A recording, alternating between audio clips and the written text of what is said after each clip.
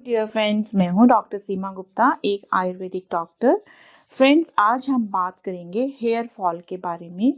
क्या जब आप सुबह सोकर उठते हैं तो आपके पिलो पर आपके सिर के बाल पूरे बिखरे होते हैं, गिरे हुए, टूटे हुए, या जब भी आप किचन में काम करते हैं या कुछ खाते पीते हैं तो आपके हाथ में आपके बाल आते रहते हैं। तो फ्रेंड्स, अगर आप इस प्रॉब्लम से जूझ रहे हैं तो आप इस वीडियो को एंड तक ज़रूर देखें। मैं आपको बताने वाली हूँ बाल झड़ने के कारण, बाल झड़ने के लिए हमें क्या अपने डाइट चेंजेस करने चाहिए, और मैं अपने कुछ वेल ट्रस्टेड एक रेसिपी शेयर करूँगी एंड में। तो स्टे ट्यून फ्रेंड्स।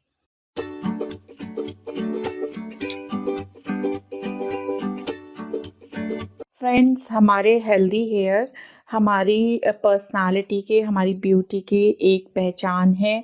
तो इनका हेल्दी रहना बहुत ज़रूरी है, और किसी कारण से अगर हेयर फॉल हमें हो रहा है तो उसका कारण जानना बहुत ज़रूरी है, ताकि हम उस कारण के अकॉर्डिंग उसका ट्रीटमेंट करके अपने बालों को टूटने से बचा सकें और अपने बालों की हेल्थ को मेंटेन कर सकें। तो आइए फ्रेंड्स, जान लेते हैं कि हेयर फॉल होने के मेन रीजंस, मेन कारण क्या-क्या हो सकते हैं। फ्रेंड्स, हेयर फॉल का, बाल झड़ने का सबसे मेन कारण है न्यूट्रिएंट डेफिशिएंट डाइट। जो डाइट अगर हम प्रॉपर ढंग से नहीं लेते हैं, बैलेंस डाइट नहीं लेते हैं, तो वो एक बहुत बड़ा कारण है, और आज के टाइम में सबसे बड़ा कारण है बाल झड़ने का। साथ ही जंक फूड का बहुत ज़्यादा लेना, और उसका फैक्टर वही है कि हमें पूरी बैलेंस डाइट नहीं मिल पाती है। साथ ही एयर पॉल्यूशन, आज के टाइम में इतना ज़्यादा पॉल्यूशन है कि उससे हमारे बाल ख़राब होते हैं। अनबैलेंस्ड लाइफस्टाइल है, सोने जागने का पता ही नहीं है, इतना स्ट्रेस है, काम का बोझ है, और हम अपने बालों की केयर नहीं कर पाते हैं, तो इसलिए हेयर फॉल होता है। साथ ही हार्मोनल इम्बैलेंस, कई कारणों से हार्मोनल इम्बैलेंस, जैसे कि मीनोपॉज के टाइम में लेडीज़ को होता है, या फिर यंग बच्चों को प्यूबर्टी के टाइम में जो हार्मोनल चेंजेस होते हैं उसमें भी हेयर फॉल होने के चांसेस रहते हैं। इसके साथ ही हाइपोथायरॉयडिज्म का जो प्रॉब्लम होता है, जिसमें हमारा थायराइड का फंक्शन अबनॉर्मल हो जाता है, उसमें ये भी एक बहुत मेन रीज़न है।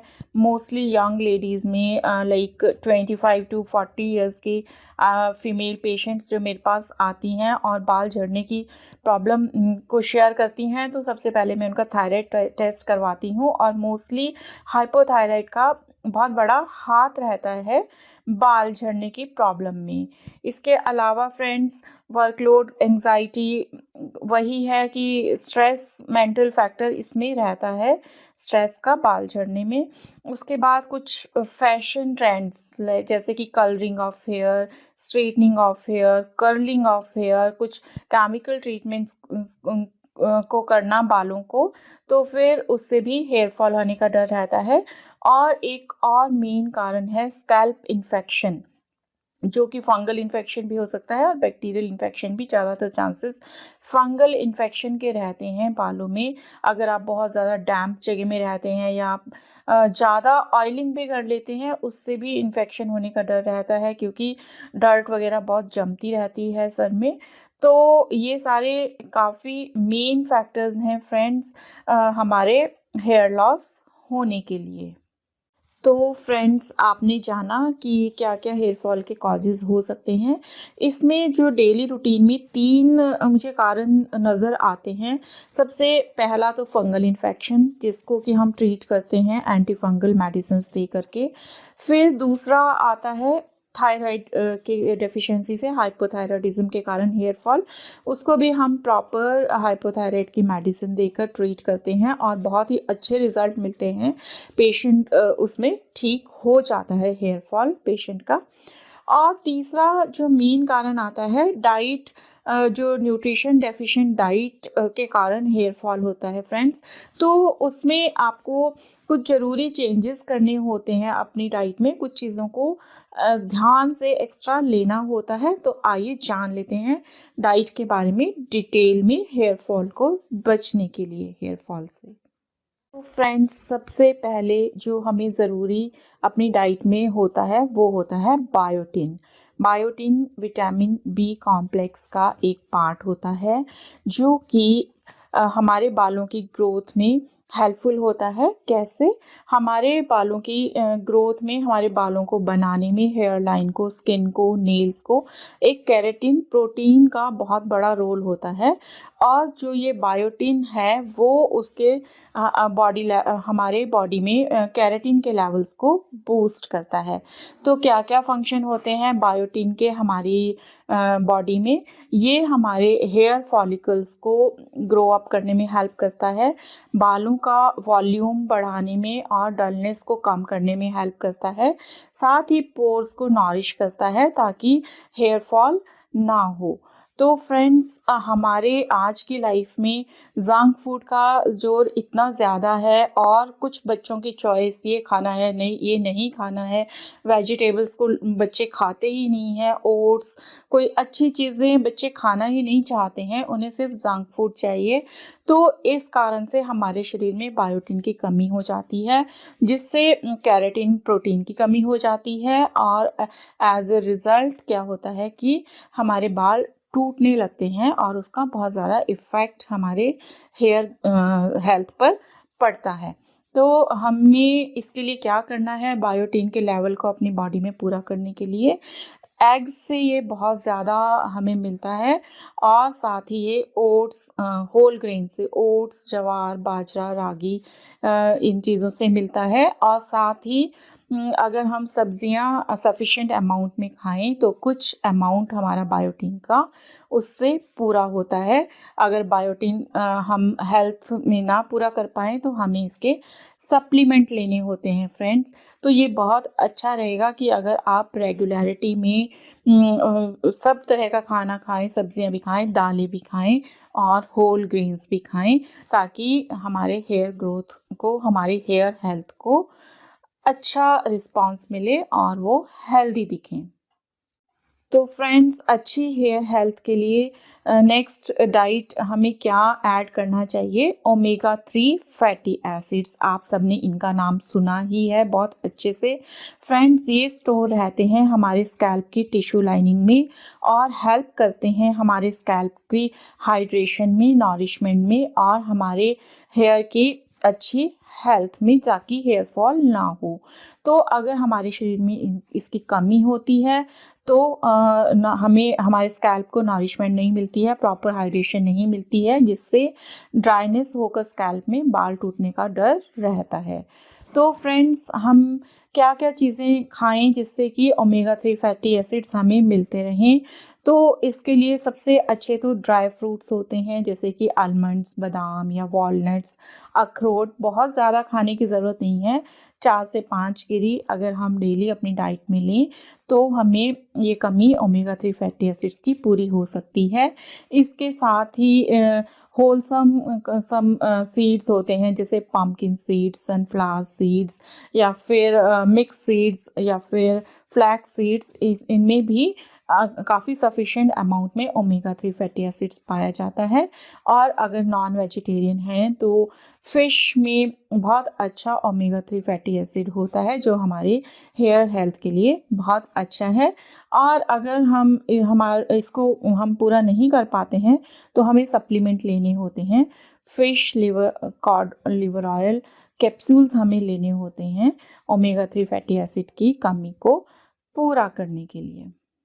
तो फ्रेंड्स, नेक्स्ट हमारी अच्छी हेयर हेल्थ के लिए हमें लेना ज़रूरी है सफिशिएंट अमाउंट में प्रोटीन्स को।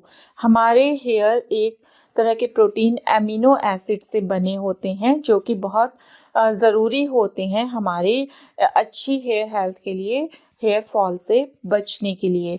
तो ये तभी पूरे होंगे जब हम सफिशिएंट अमाउंट में प्रोटीन्स को अपनी डाइट में इंक्लूड करेंगे।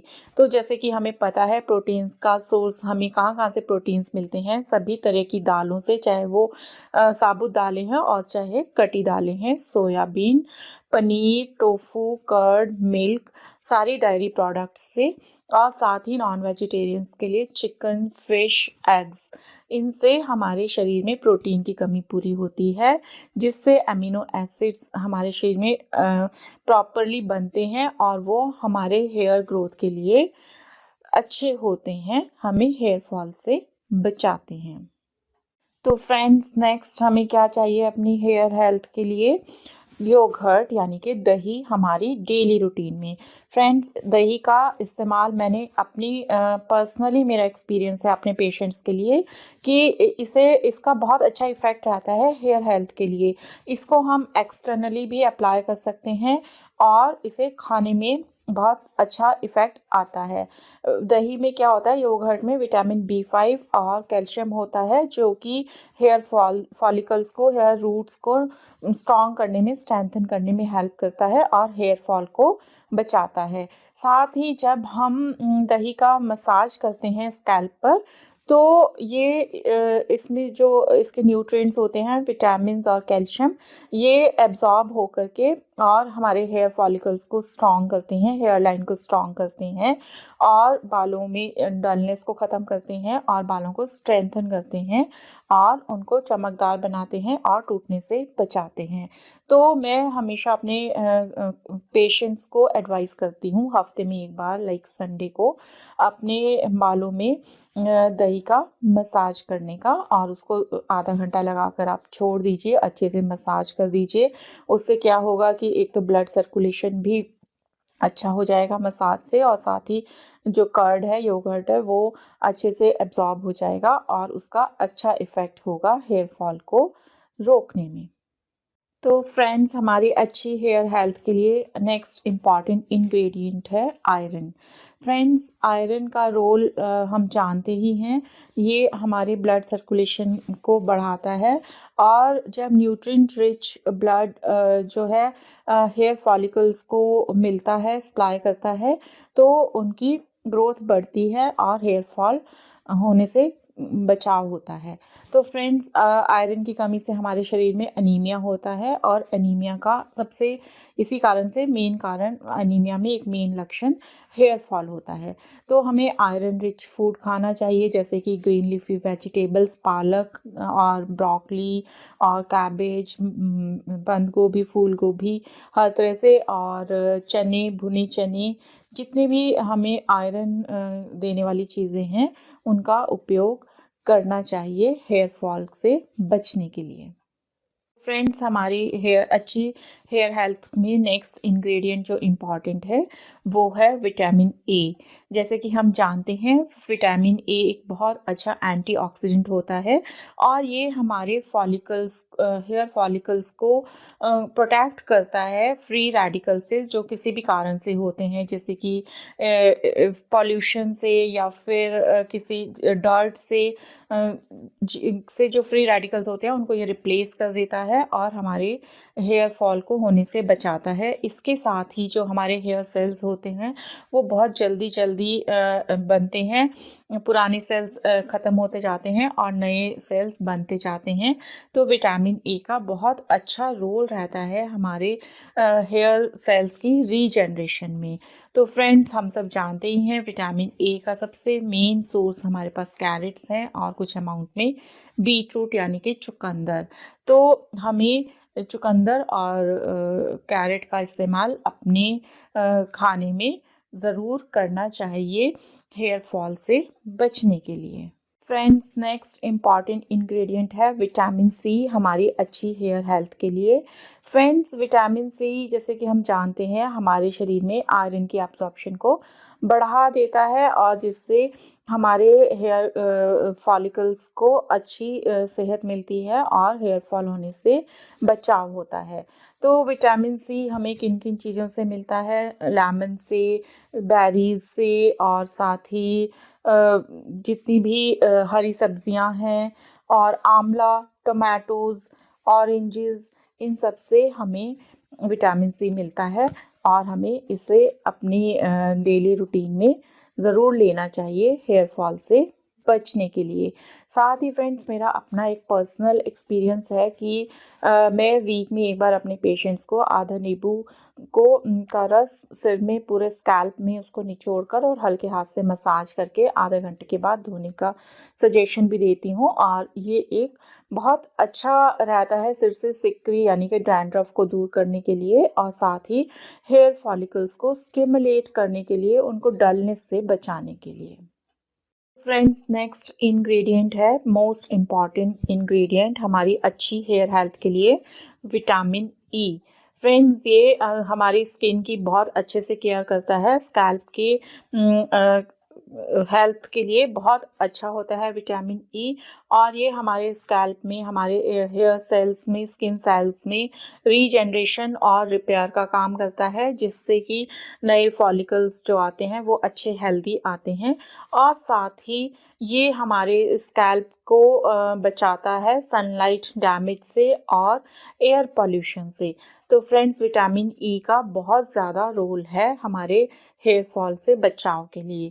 तो ये हमें मिलता किस किस चीज़ से है, मोस्टली फ्रेंड्स ये हमें सब तरह की नट्स से मिलता है, जैसे कि आलमंड से, बादाम हो गए, काजू, पिस्ता, फिर साथ ही ऑलिव ऑयल और फिर फ्लैक्स सीड्स, पम्पकिन सीड्स, इन सब चीज़ों से हमें विटामिन ई की कमी पूरी होती है, इसलिए इनको थोड़ा थोड़ा डाइट में इंक्लूड करना चाहिए। और अगर हमारे शरीर में विटामिन ई की ज़्यादा कमी हो जाए तो हमें कई बार सप्लीमेंट्स देने पड़ते हैं कैप्सूल एवियन के रूप में।